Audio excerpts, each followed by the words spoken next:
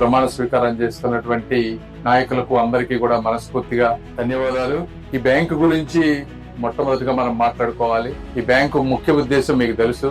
రైతులకి తక్కువ వడ్డీతో రుణాలు ఇస్తే మళ్ళీ మీరు చెల్లిస్తే మీకు ఆర్థిక భారం పడకుండా ఉంటుంది అని. ఈ బ్యాంకుకు మొత్తం 6,000 కోట్ల రూపాయల డిపాజిట్స్ ఉన్నాయి.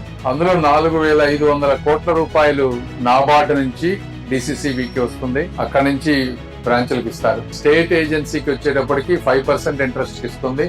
అక్కడి నుంచి వీళ్ళు డిసిసిబి వాళ్ళు 5.75% కి వీళ్ళు తీసుకుంటారు. అక్కడ 5.75% ఇంట్రెస్ట్ నుంచి రైతులకి 7.5% మీకు ఇంట్రెస్ట్ ఇస్తారు. మిగిలిన 1,500 కోట్లు రైతుల ద్వారా డిపాజిట్లుగా సేకరిస్తారు. దీంట్లో రైతులకి 7.5% దాకా డిపాజిట్ చేసినందుకు డబ్బులు ఇచ్చి ఎక్కువ వడ్డీకి 10-11% కో రుణాలు ఇస్తారు. మీరు రైతులు తీసుకునేటప్పుడు మొదటి లక్షకి మీకు ఎక్కడా కూడా ఇంట్రెస్ట్ లేదు. మరి వీళ్ళు కనీసం 5.75% వీళ్ళు ఇంట్రెస్ట్ చెల్లించాల్సి వచ్చినా మీకు ₹1,00,000 వరకు ఫ్రీగా ఇస్తున్నారంటే అది ప్రభుత్వం భరిస్తుంది.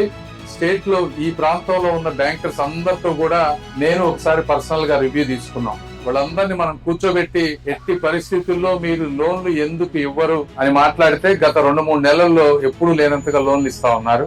ఏదేమైనప్పటికీ ఇలాంటి కష్టపడిన వాళ్ళకి మీ సభ్యులందరికీ కూడా మనస్ఫూర్తిగా అభినందనలు తెలుపుకుంటూ కార్యక్రమానికి వచ్చిన మీ అందరికీ కృతజ్ఞతలు తెలుపుకుంటూ సెలవు తీసుకుంటున్నాను. Thank you.